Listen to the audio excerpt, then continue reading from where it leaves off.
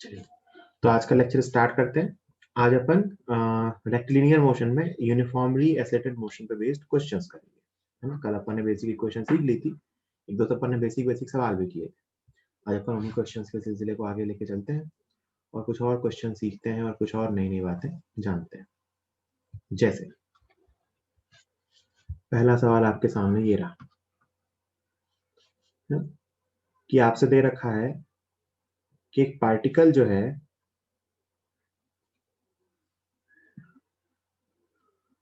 दो points A और B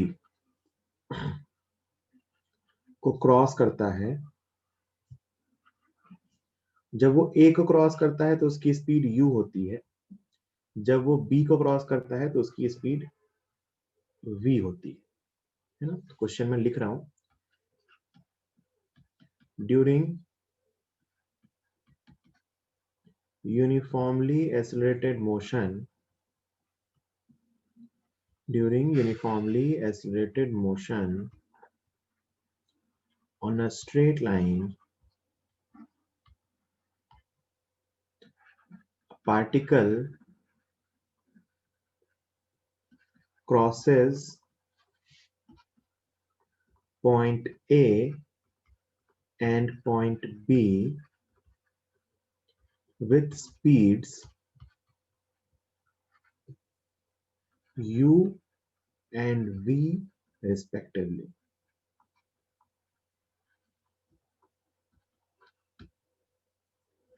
Find the speed of the particle. Find the speed of the particle when it passes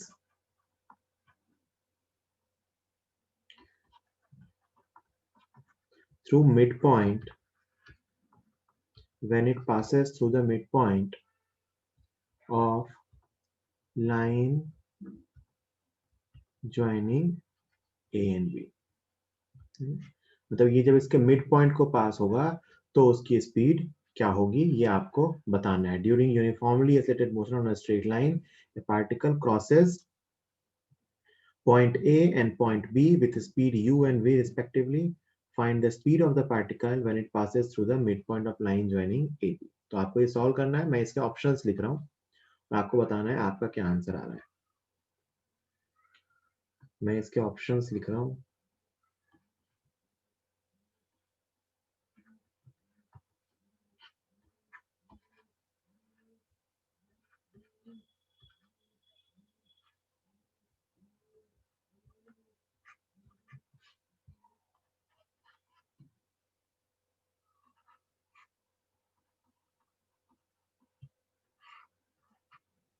ये इसके चार option है, तो आपको बताना है इनमें से आपका कौन सा आंसर आ रहा है। सॉल्व कीजिए और ए बी सी डी में से जो आपका आंसर आए वो मुझे चैट बॉक्स में लिख के बताइए। 2 मिनट का टाइम है आपके पास। तो मैं तो सॉल्व करूंगा, मुझे तो इक्वेशन लिखनी आती है, बेसिक बेसिक इक्वेशन, और सॉल्व करना आता है, बस मुझे और कुछ नहीं आता। तो सॉल्यूशन है, तो अपन मान लेते हैं कि इन दोनों पॉइंट्स के बीच की डिस्टेंस जो है वो d है। यहाँ स्पीड u थी, यहाँ स्पीड v है। d क्या 2d मान लेते हैं। जब यहाँ से यहाँ की डिस्टेंस 2d थी, तो जो मिड पॉइंट होगा ना वो कहीं यहाँ होगा, है ना। ये डिस्टेंस d और ये डिस्टेंस d, और यहाँ पे स्पीड कुछ v डैश होगी, है ना। और इस पूरी जर्नी में इसका कांस्टेंट एक्सेलरेशन है a। कांस्टेंट एक्सेलरेशन क्या है, a। ये अपने को दे रखा है। इस पॉइंट का नाम a दिया है, इस पॉइंट का नाम b दिया है, इस पॉइंट का नाम c दिया है। तो मुझे पहले तो a से b तक की सिचुएशन पता है। तो अगर मैं फ्रॉम a टू b लिखूं, देखो भाई टाइम की कहीं चर्चा ही नहीं है, तो ऑब्वियस है थर्ड इक्वेशन लिखाएंगे। तो v square equal to u square plus 2a into a से b तक की डिस्टेंस क्या है 2d। तो यहां से आ गया v square equal to u square plus 2ad। तो यहां से ad की वैल्यू आ रही है, ad कितना आ रहा है, ये v square minus u square upon 4। ये a इंटू डी निकाला है। क्यों निकाला है, क्योंकि ये दोनों अननोन है, d भी मैंने माना है और a भी मैंने माना है, तो a इंटू डी की वैल्यू आ रही है। बहुत अच्छे, तो ये मैंने कहां से कहां इक्वेशन लगा दी, a से b तक। अच्छा मुझे बताना क्या है, इस पॉइंट पे वेलोसिटी। तो सोच के देखो, अगर मैं इक्वेशन ए से सी तक लिखूं तो आ जाएगा। तो अब मैं यही इक्वेशन लिख रहा हूँ फ्रॉम ए टू सी। कहां से कहां लिख रहा हूँ? A to C. तो आप क्या लिखोगे? V dash square equal to u square plus 2a। A से सी तक की डिस्टेंस कितनी है? D.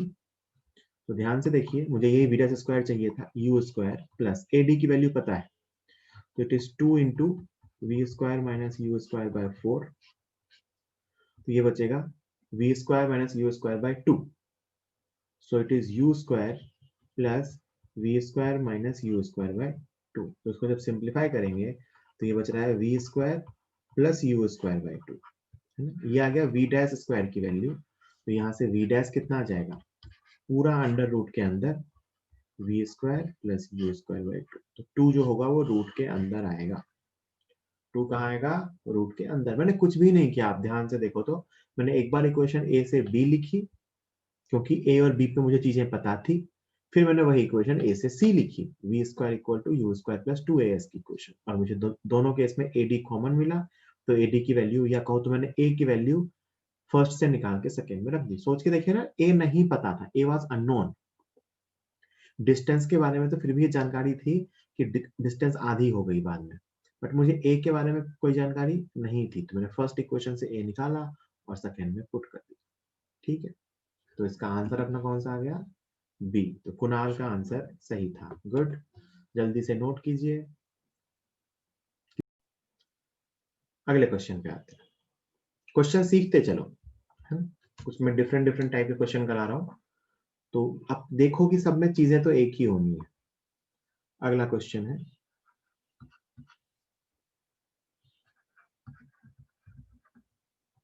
When a bullet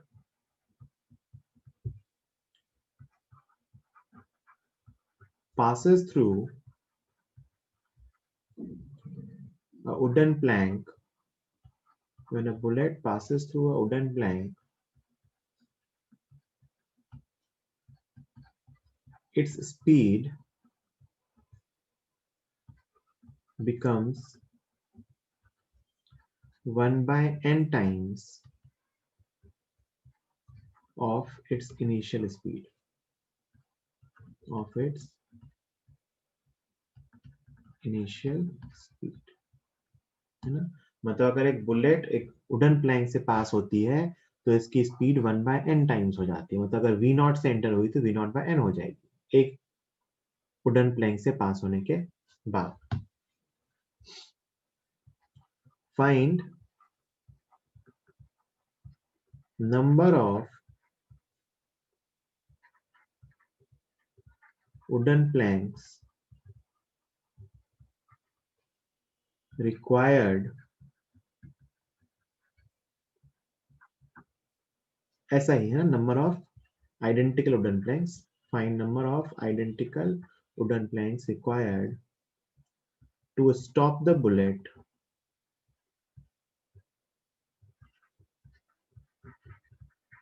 completely, to stop the bullet completely। अगर मैं चाहता हूं कि बुलेट पूरी तरह से रुक जाए तो उसके लिए कितने वुडन प्लैंक, ऐसे ही कितने वुडन प्लैंक की रिक्वायरमेंट होगी। अपने को क्या पता है कि एक वुडन प्लैंक से पास होती है तो स्पीड पहले से 1 बाय n टाइम्स हो जाती है। तो ऐसे कितने वुडन प्लैंक चाहिए कि उसकी स्पीड फाइनली वो क्या हो जाए? रुक जाए। और अपने को मानना है assume constant retardation, assume constant retardation. Answer लिखिएगा मत, सॉल्व कीजिए, क्योंकि आंसर n की टर्म में आएगा। सॉल्व कीजिए और सॉल्व हो जाए तो चैट बॉक्स में डन लिख दीजिएगा। 2 मिनट का टाइम दे रहा हूं।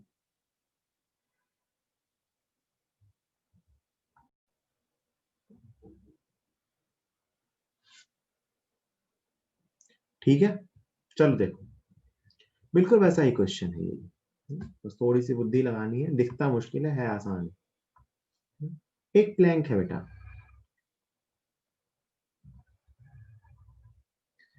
मान लेते हैं उसकी विड्थ कुछ d है। एक प्लैंक है, उसकी विड्थ मान लेते हैं कुछ d है। इधर से एक बुलेट आई u स्पीड से, और आपसे कहा गया है जब ये बुलेट इस प्लैंक से पार हो जाएगी तो इसकी स्पीड क्या हो जाएगी, u/n। ऐसा क्वेश्चन में दे रखा है ना? ऐसा होगा ना, इसकी स्पीड पहले से कम हो जाएगी। तो मान लेते हैं कांस्टेंट रिटार्डेशन देता है a, तो कितनी डिस्टेंस चला बुलेट इसके अंदर, d, रिटार्डेशन कितना है a, स्पीड कितनी हो गई u से u/n। रिटार्डेशन है मतलब एक्सेलरेशन नेगेटिव है, तो आप मतलब वेलोसिटी के ऑपोजिट है, तो v square equal to u square plus 2as होता है फॉर्मूला, रख देंगे। फाइनल वेलोसिटी कितनी है u/n, तो u square by n square equal to initial velocity u square minus 2ad। ये क्या आ गया अपना, u square by n square equal to u square minus 2ad। वापस मैंने थर्ड इक्वेशन लिखी डिस्टेंस के टर्म में, तो यहाँ से 2ad की वैल्यू आ गई, कितनी आ गई, u square minus u square upon n square. ठीक है, कितनी आ गई, u square minus u square upon n square. अब क्या पूछा है, पूछा है कि ऐसी कितनी प्लैंक चाहिए कि ये रुक जाए। तो मान लेते हैं कि ऐसी x प्लैंक्स चाहिए, let we need x such planks. मान लेते हैं कि हमें ऐसी x प्लैंक चाहिए, तो जो टोटल डिस्टेंस होगी, अगर मैं ऐसी ही x प्लैंक लगा दूं, तो जो टोटल डिस्टेंस होगी, एक प्लैंक की विड्थ कितनी थी d, तो x प्लैंक की विड्थ कितनी होगी x इंटू डी। इधर से आया था u स्पीड से और रुक गया, क्यों रुक गया, क्योंकि कहा गया है कि रुकना है, और कांस्टेंट रिटार्डेशन है a, है ना। तो अपने को क्या पता है कि u स्पीड से आया, v 0 हो गया, डिस्प्लेसमेंट कितना है s इंटू डी, रिटार्डेशन कितना है a। फिर से इक्वेशन लिखो, v square equal to u square plus 2as, values रखो 0 is equal to u square minus 2a, x की जगह रखेंगे x इंटू डी, है ना। तो यहां से क्या आ रहा है, u स्क्वायर बराबर 2axd। हमें यही x चाहिए था। आप अगर बेटा ध्यान से देखो, तो यहां से x की वैल्यू आ रही है u स्क्वायर अपॉन 2ad। कितनी आ रही है, u स्क्वायर अपॉन 2ad, और 2ad की वैल्यू आपको यहां से मिल चुकी है, कितनी है, u square minus u square upon n square. रख दो, u square upon u square minus u square upon n square, u square cancel हो जाएगा और अपना आंसर आएगा n square upon n square minus 1। This is the number of planks. Number of Planck कितने आए, x n square upon n square minus 1। This is the number of Planck. मतलब ये सीधा n पे डिपेंड कर रहा है कि वेलोसिटी कितने टाइम्स कम हुई, n square upon n square minus 1, इतने टाइम्स वेलोसिटी कम हुई है। ठीक है, अब यहाँ पे एक चीज और समझिए, है ना, कि मान लीजिए एग्जांपल के लिए, ध्यान से सुनना मेरी बात, n इक्वल टू, मान लो आपको बेटा 2 दिया हुआ था, n इक्वल टू 2 मतलब हर प्लैंक से पास होने के बाद स्पीड आधी हो जाती है। n इक्वल टू 2 मतलब हर प्लैंक्स होने के बाद स्पीड 1/2 हो गई, मतलब आधी हो गई। तो मैं आपसे पूछूं x की वैल्यू क्या आएगी, तो आपको ये 4 अपॉन 4 माइनस 1 कितना आया, 4/3, मतलब 1.33। तो क्या 1.33 प्लैंक ले सकते हैं, नहीं, कई बार होल नंबर ऑफ प्लैंक्स पूछते हैं, तो अगर 1.33 आ गया ना, तो 1 पे तो नहीं रुकेगा, 1 से ज्यादा चाहिए, तो नंबर ऑफ प्लैंक ना 2 मानेंगे। क्या मानेंगे, 2, क्योंकि बेटा 1 से ज्यादा आया है ना, तो 1 पे नहीं रुकेगा, 1 से ज्यादा चाहिए। तो अगर एग्जैक्ट नंबर ऑफ प्लैंक पूछते हैं, तो अगर न्यूमेरिकल के फॉर्म में, तो कई बार अपने को 2 देना पड़ेगा, है ना। जैसे आप n इक्वल टू 3 रखोगे, ये आएगा 9/8 करके, है ना। n इक्वल टू 4 रखोगे, तो वो 16/15 ऐसा कुछ आएगा। तो इसके अकॉर्डिंग अपन डिफरेंट डिफरेंट केसेस में बता सकते हैं कि नंबर ऑफ प्लैंक अपन कैसे कैलकुलेट करेंगे। बेसिक थ्योरी देखो, यहाँ से अपन ने a कैलकुलेट किया, v square equal to u square upon 2as लगाया, v की वैल्यू थी u square by n square equal to u square minus 2ad, है ना। यहाँ से 2ad की वैल्यू निकाली, वो आई u square minus u square by n square. यहाँ है, हमें बताना था ऐसे कितने प्लैंक लगाने पड़ेंगे, तो मान लेते हैं ऐसे x प्लैंक लगाने पड़ेंगे, तो टोटल डिस्टेंस क्या हो जाएगी, x इंटू डी। फिर से मैंने वही इक्वेशन लिख दी यहाँ पे, v square equal to u square plus 2as, 0 हो गया। U square minus 2a, distance कितनी x इंटू डी, तो यू स्क्वायर की वैल्यू कितनी आ गई 2axd, तो यहाँ से x कितना आ गया यू स्क्वायर अपॉन 2ad। अब ये 2ad अपन पीछे जानते हैं कितना है, u square minus u square by n square, रख दिया। यू स्क्वायर हर जगह से कैंसिल हुआ, एन स्क्वायर एलसीएम लिया वो ऊपर गया, तो आ गया n square upon n square minus ऊपर, है ना। तो ध्यान रखेंगे कई बार ऐसा क्वेश्चन आ जाता है नंबर ऑफ ब्लैंक्स कैलकुलेट, ठीक है। जल्दी से लिखिए, कोई डाउट हो तो अनम्यूट करके पूछिए।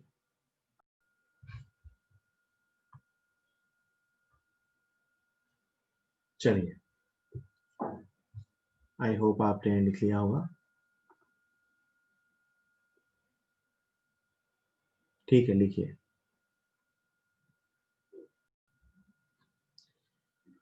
ओके, चलिए, तो ये क्वेश्चन हो गया। अगला सवाल,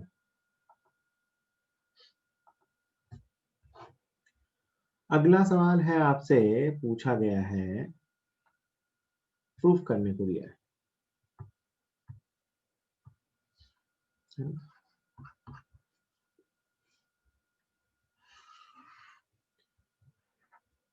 एक कार है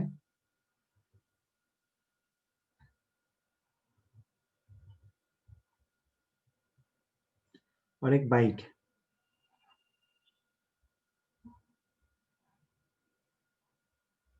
बाइक में लोचा हो सकता है, बाइक का हैंडल इस तरह बनना है भैया, ऐसा कुछ बाइक का हैंडल है, स्कूटर मान लो, है ना। इनके बीच की डिस्टेंस d है।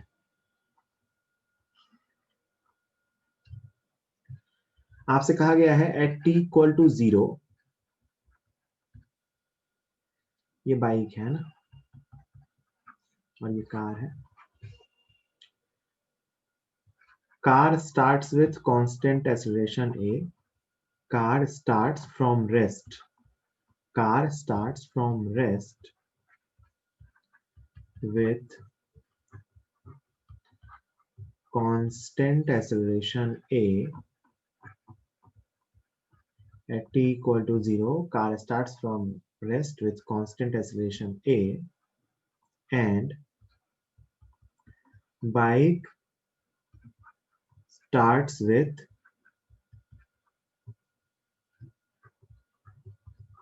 constant speed u, and bike starts with constant speed u। t equal to 0 पे क्या होता है, कार स्टार्ट होता है कहां से, रेस्ट से, कांस्टेंट एक्सेलरेशन a के साथ, और बाइक स्टार्ट होती है कांस्टेंट स्पीड u के साथ। बाइक कांस्टेंट स्पीड u से जाएगी और कार का कांस्टेंट एक्सेलरेशन है a और इसकी इनिशियल वेलोसिटी 0 है ना, और इनके बीच का सेपरेशन d है। Prove that bike will B able to catch the car only if u is greater than or equal to under root 280। Prove that bike will be able to catch the car only if u is greater than or equal to root 280। मतलब bike constant speed u से जा रही है, car rest से start हुआ है constant acceleration a से, और इनके बीच का इनिशियल सेपरेशन d था। तो बताना है कि prove that bike will be able to catch the car only if u is greater than और equal to under root 2ad। Solve कीजिए, जिनका प्रूफ हो जाए वो डन लिख देना, 2 मिनट दे रहा हूं।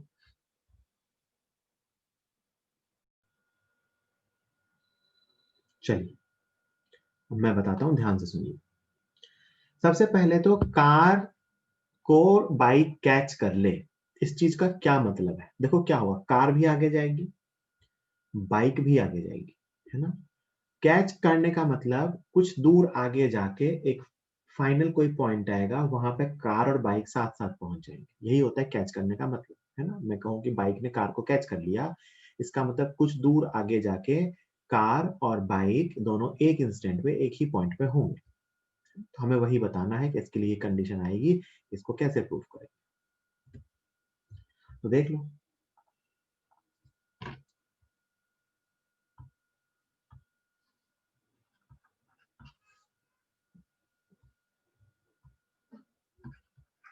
let the bike will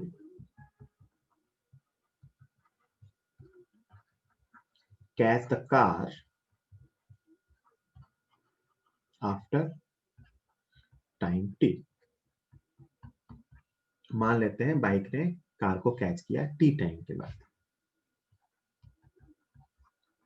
distance travelled by car in time t।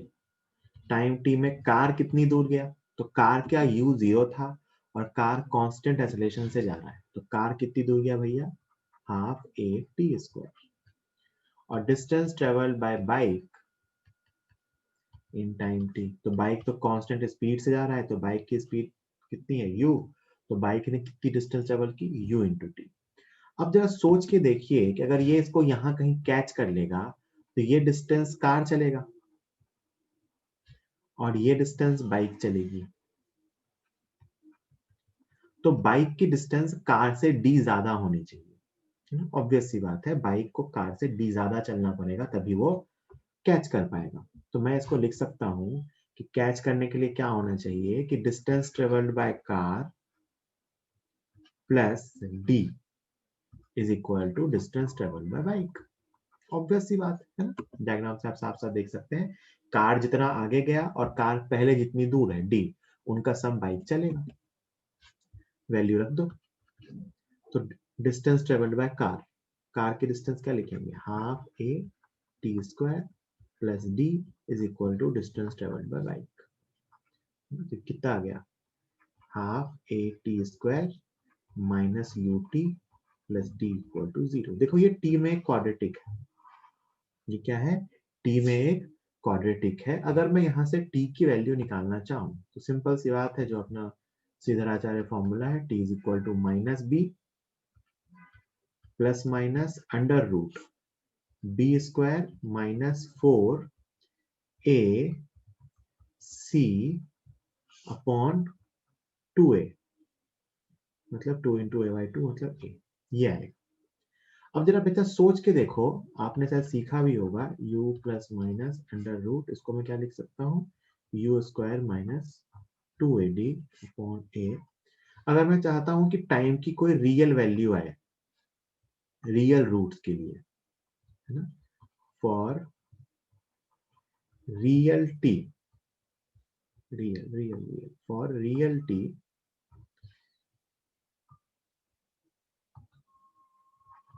ये जो ब्रैकेट के अंदर चीज लिखी हुई है इसको अपन डिस्क्रिमिनेंट बोलते थे d, है ना। For real t this u square minus 2ad this should be greater than or equal to 0। ये अपन ने 10th क्लास में पढ़ा है कि क्वाड्रेटिक के रियल रूट्स तभी आते हैं या रूट्स तभी आते हैं जब ये अंदर जो चीज लिखी हुई यू स्क्वायर माइनस 2ad ये ग्रेटर देन इक्वल टू 0 हो जाए। तो यहीं से प्रूफ हो गया कि रियल टाइम तभी आएगा जब u should be greater than equal to under root 2ad। अगर ये हो जाए तभी टाइम रियल आएगा, और टाइम रियल आने का मतलब है तभी वो एक्चुअली में कैच कर पाएगा। So it has been proved that it will be able to catch only if u is greater than or equal to under root 2ad। जल्दी से नोट कीजिए, कोई डाउट है तो पूछिए। अगला क्वेश्चन आपके सामने ये रहा।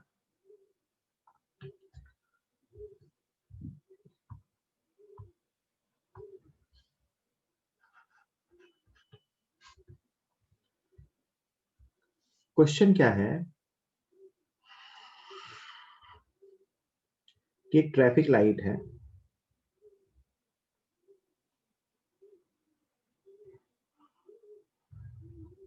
ये ट्रैफिक लाइट है, 3 बत्तियां से लगी हुई है, इसमें से लगी होती है, this is traffic light.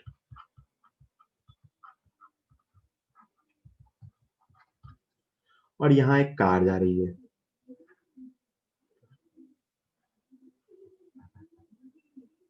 u speed से, सामने ट्रैफिक लाइट है, यहाँ एक कार जा रही है।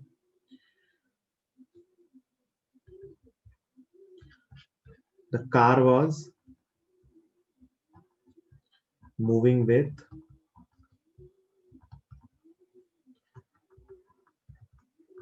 constant speed u कार जो है वो कांस्टेंट स्पीड u से मूव कर रहा था. Suddenly the driver sees the red signal and applies brakes to stop the car. To stop the car. है ना? क्या दिया हुआ है? The car was moving with a constant speed u. Suddenly the driver sees the red signal and applies brakes to stop the car. If the brakes provide a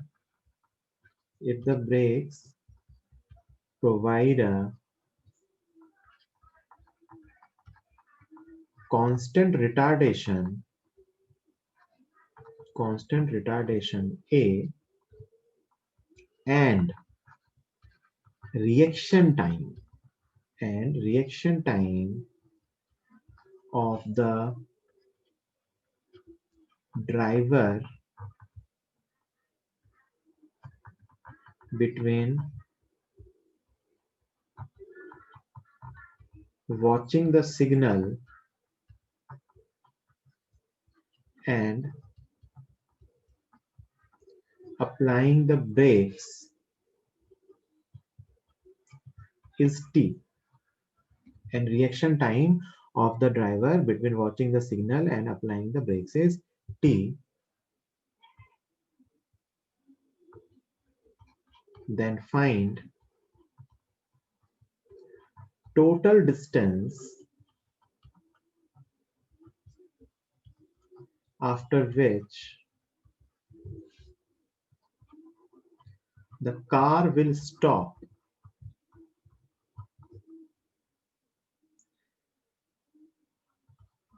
after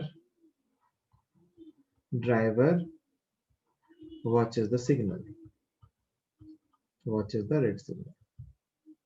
Find total distance after which the car will stop after driver watches the red signal. ये आपको दिया हुआ. इसमें मुझे एक नई बात बतानी थी, that is reaction time, but मैंने क्वेश्चन में सफिशिएंट चीजें लिख दी है, वो मैं बताऊंगा अगर आप खुद से नहीं सोच पाए तो. ये आपके सामने एक क्वेश्चन है, आपको क्वेश्चन लिखने के लिए 1 मिनट दे रहा हूँ और क्वेश्चन को सॉल्व करने के लिए 2 मिनट दे रहा हूँ. तो टोटल अभी से आपको 3 मिनट टाइम दे रहा हूँ, है ना. फिर मैं इसके ऑप्शन लिखूंगा, फिर आप अपना आंसर बताना कि आपका कौन सा ऑप्शन है.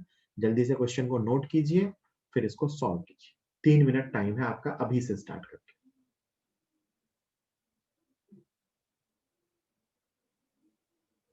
बिल्कुल लॉजिकली सोच के सॉल्व कर सकते हो, बहुत ही सिंपल क्वेश्चन है.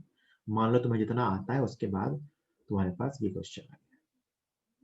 बहुत ही भयंकर सा रहा है, बहुत ही सिंपल क्वेश्चन है. इस क्वेश्चन को सॉल्व करने के लिए सबसे पहले एक कॉमन सेंस यूज करना था कि ये भाई रिएक्शन टाइम होता क्या है, क्या होता है ये रिएक्शन टाइम. तो अगर अपन सोच के देखें तो ये जो रिएक्शन टाइम है ना, ये वो टाइम होगा कि उसने लाइट देखी और ब्रेक दबाया, इसके बीच का जो टाइम गैप होता है that is known as reaction time. That is known as reaction time, है ना. बिल्कुल बिल्कुल आपका भी सही है ना. इसको रिएक्शन टाइम कहते हैं. तो इस रिएक्शन टाइम में क्या होगा, तो कार जैसे चल रही थी वैसे ही चलती रहेगी. भाई मान लो मैंने अभी ट्रैफिक लाइट देखी और मैं 1 मिली सेकेंड के बाद ब्रेक दबाऊंगा, तो इस 1 मिली सेकेंड में क्या होगा, कार जैसे चल रही थी वैसे ही चलती रहेगी. तो यहां से यहां तक जो रिएक्शन टाइम का ड्यूरेशन होगा, वहां तक तो कार जैसी थी वैसे ही चलती रहेगी, है ना. ये t इक्वल टू 0 से t इक्वल टू t तक car as it is constant speed से चलेगी. तो ये डिस्टेंस आ जाएगी ut. क्या आ जाएगी, ut. रिएक्शन टाइम वो टाइम होता है जिसमें कार जैसे चल रही थी वैसे ही चलती रहेगी, क्योंकि ड्राइवर रिएक्शन टाइम के बाद ब्रेक लगा पाएगा, है ना. अभी भी कार की स्पीड क्या थी, u, है ना. तो रिएक्शन टाइम की डिस्टेंस निकाल ली ut. और अब भाई कार u स्पीड से जा रहा था और अब कार का रिटार्डेशन आ गया a, तो स्टॉपिंग डिस्टेंस निकाल सकते हो. स्टॉपिंग डिस्टेंस क्या बताया था, u स्क्वायर अपॉन 2 है, चाहे तो फॉर्मूले से निकाल लो, एक ही बात है. तो जो टोटल डिस्टेंस आएगा ना, total distance that is ut plus stopping distance after applying the brakes, that is u square upon 2a. This is distance traveled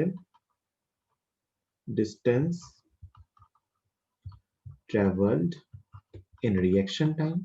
ये reaction time में travel distance है, and this is distance traveled after applying the brakes. Distance traveled after applying brakes. Break apply करने के बाद दोनों का सम, मतलब कौन सा आंसर आ गया? थर्ड। जल्दी से लिख लीजिए, जल्दी से लिख लीजिए। डायग्राम में जो चीजें मैंने चेंज करी वो चेंज करके लिख लीजिए। नेक्स्ट क्वेश्चन ये रहा।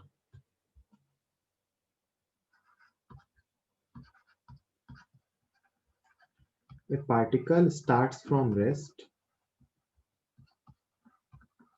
Particle starts from rest and moves with constant acceleration A. A particle starts from rest and moves with constant acceleration A. First question, find distance traveled by the particle. Find distance traveled by particle, है ना? अच्छा, ये rest से start हुआ है और straight line में आगे जाएगा तो डिस्टेंस और डिस्प्लेसमेंट एक ही है। Find distance travelled bye particle in first, second, third and fourth second of its journey. 4 question पूछे इसमें है ऑफ इट्स जर्नी, कि इसकी जर्नी के फर्स्ट सेकंड की डिस्टेंस क्या होगी, सेकंड सेकंड की डिस्टेंस क्या होगी, थर्ड सेकंड की डिस्टेंस क्या होगी, फोर्थ सेकंड की डिस्टेंस। फिर दूसरा क्वेश्चन पूछा है find ratio of these distances, इनके रेशियो बताना है। जल्दी से सॉल्व कीजिए, आंसर लिखने की नीड नहीं है, जल्दी से सॉल्व कीजिए कि फर्स्ट सेकंड में कितनी डिस्टेंस जाएगा, सेकंड में कितनी जाएगा, थर्ड में कितनी जाएगा, फोर्थ में कितनी जाएगा, और फिर इनके रेशियो बताना है। जो आप रेशियो बताओगे तो ए कैंसिल हो जाएगा। nth सेकंड का फॉर्मूला यूज कर सकते हो, बिल्कुल nth सेकंड का फॉर्मूला यूज कर सकते हो। देख ही लो, ये सिंपल क्वेश्चन है, वैसे तो ये इलस्ट्रेशन है। देखो इधर, अगर मैं लिखूं फर्स्ट सेकंड की डिस्टेंस, फॉर्मूला होता है बेटा u plus a by 2 into 2n minus 1। Rest से स्टार्ट हुआ है तो सबके लिए u 0 है ना। Sn का फॉर्मूला क्या होता है? अगर मैं n सेकंड का फॉर्मूला लिखूं तो Sn का फॉर्मूला होता है u plus a by 2 into 2n minus 1। क्योंकि u इक्वल टू 0 है तो ये फॉर्मूला यहाँ पे बन जाएगा Sn second is equal to a by 2 into 2n minus 1। तो फर्स्ट सेकंड की डिस्टेंस निकालूं तो a by 2 into 2n minus 1, तो 2 इंटू 1, 1 माइनस, सॉरी 2 माइनस 1 कितना आ गया? 1। सेकंड के निकालो तो a by 2 into 4 minus 1 3, 3a by 2। Third second की निकालो तो u प्लस, u तो 0 है, a बाई 2 इंटू 6 माइनस 1 5, तो ये आ गया 5a बाई 2। फोर्थ सेकंड के निकालो तो a by 2 into 4, 8 minus 1 7, 7a by 2। ठीक, ये first second, third second, fourth second, सबकी डिस्टेंसेस आ गई। a by 2, 3a by 2, 5a by 2, 7a by 2। दूसरे क्वेश्चन में इनका रेशियो पूछा है, s1 is to s2 is to s3 is to s4 is equal to, देखो कितना आ रहा है, 1 is to 3 is to 5 is to 7। कितना आ रहा है?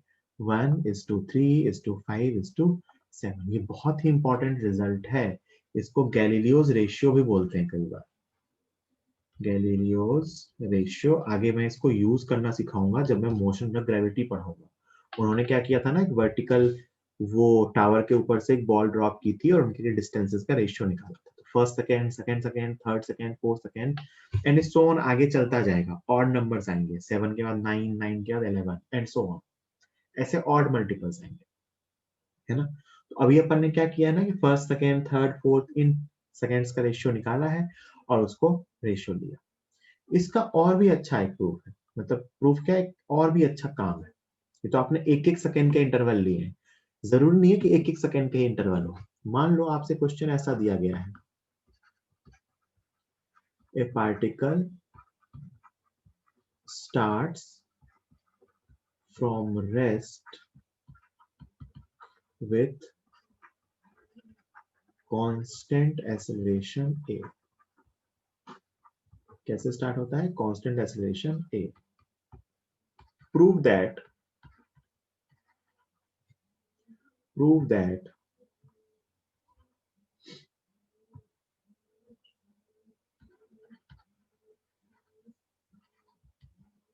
distance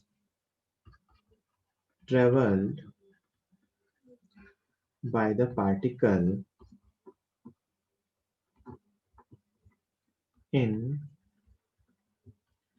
consecutive intervals of 1 second, sorry, in consecutive intervals of t, t के consecutive intervals में, मतलब 0 से t, 2 से t से 2t, prove that the distance traveled by the particle in consecutive intervals of t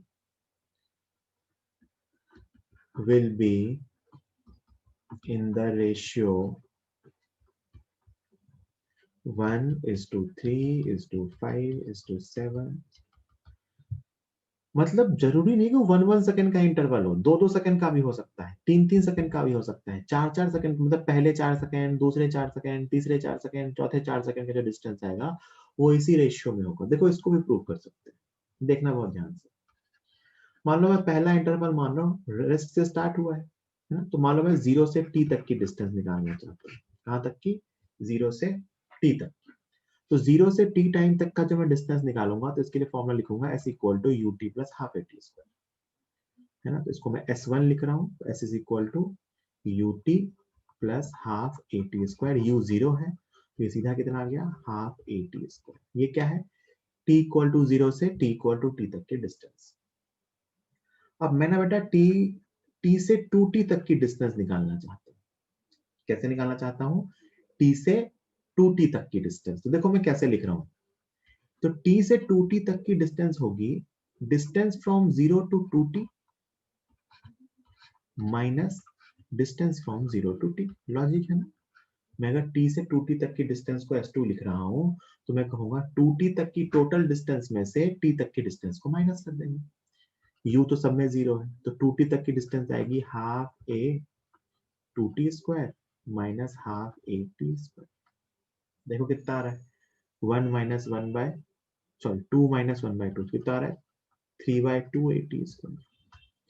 ऐसे मैं आपसे पूछूं 2t से 3t तक की डिस्टेंस क्या होगी, तो उसको अगर मैं s3 मानूं, थर्ड इंटरवल की डिस्टेंस, तो आप लिखोगे ये डिस्टेंस है 0 से 3t की डिस्टेंस। कहां से कहां पूछी है?